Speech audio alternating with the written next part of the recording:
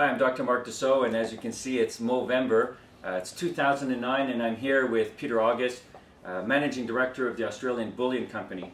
And I wanted to take some time today to explain something that for you is self-evident, but for a lot of people out there who are considering gold as an investment, what they might not know is that these are actually gold bars, and we have 105 ounces of gold right here, which, by the way, today's price is worth about how much? Over $120,000. Over $120,000. So it's obviously a very compact way to invest. Now, one of the things that we've all done as a kid, and Peter, you remember your days back when you were a child, and you started investing in coins and collecting coins. Yes. And there's this thing called the numismatic value of coins. Sure. Can you explain what that really big word is? Yeah, absolutely. For people? Because I have a coin here, and I have another coin here. Okay. So what's the difference between this one and that one, other than the size? Sure. Right. This particular coin, Mark, is a 1 ounce gold coin. Okay. It's 4 nines pure, so that's 99.99% pure. Sure. And it is bought and sold on its intrinsic gold value. Yep. Okay. So you're buying it because it's 1 ounce? That's correct. Okay. Yeah. Now, this particular... And this, by the way, is a 1 ounce gold bar.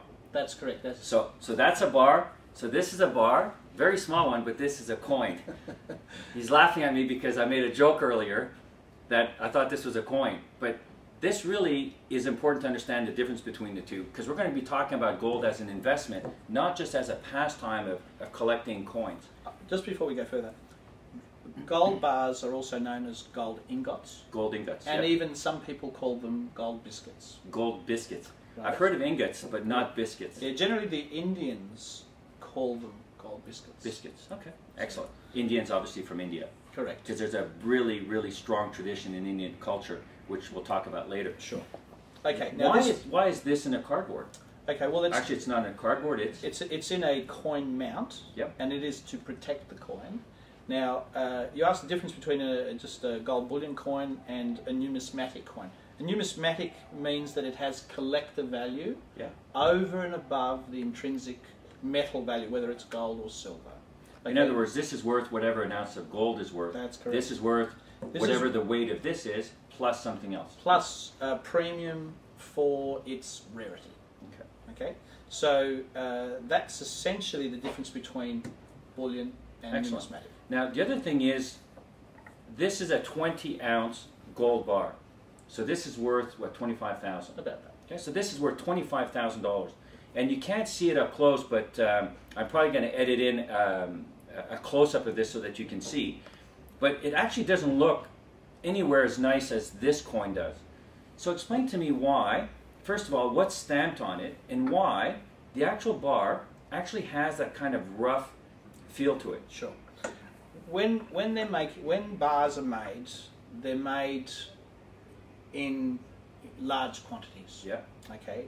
They're poured into a mold, and then as the metal is cooling down, they're stamped. Yeah. Now that's the way gold bars have been made for thousands of years. So that's the way it's known to the market. They're slightly rough. They're not perfect. Yeah. Okay. Because yeah. In other words, they're not square edges. Yes. But they've got that rough look, and all of them actually look different. Some of them actually even look like they have fingerprints.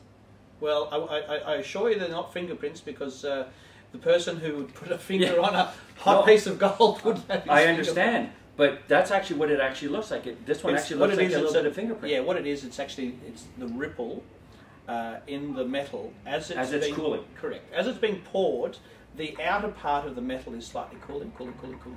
So it creates a ripple effect. Now this one doesn't have a ripple effect, but it looks like it has dents. So it looks like it's actually dented in. Obviously, it's not. Yes. Again, that's the central. That's the central part of the pour, generally speaking. Yep. Okay. Now, this particular coin versus a bar. Yes. By the way, this is very heavy. And very valuable. This particular coin versus the bar is they use specially made dies. They get special blanks that are made up. Yep.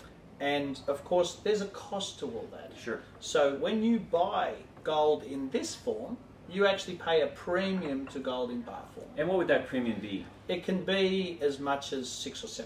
Okay, so 6 or 7%. So it looks nice and pretty like this. So it's kind of a fun, tells a story, tells a history of a country or something of symbolism. Yeah, some kind of symbolism. In a series of, often you'll buy a series of coins. It's a great way for kids to start learning about history and investing in coins. When you have actual bars like this, they're not actually serialized, or are they? Well, generally speaking, on smaller bars these days, they're not serial. They don't have serial numbers anymore. In the olden days, they might have some serial numbers. Correct. You'll see some of them. So, like this one here, would that be a serial number? No, that's the fineness. That's the 4 nines. That's the fineness. Okay, yeah. This is 20. It's okay. Correct.